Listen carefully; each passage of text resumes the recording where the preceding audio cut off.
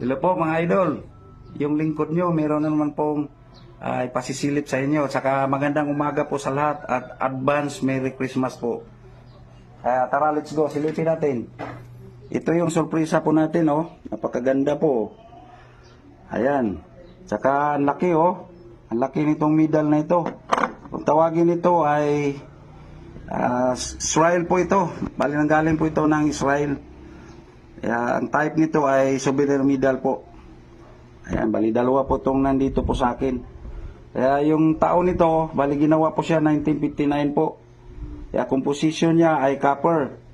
Napakaganda talaga, oh. Bali yung timbang niya, weight 134 grams. Bali yung diameter po niya ay 59 mm po. Bali yung shape niya ay pabilog, round lang. Kaya napakaganda. So thank you sa pagdaan ng aking munting channel.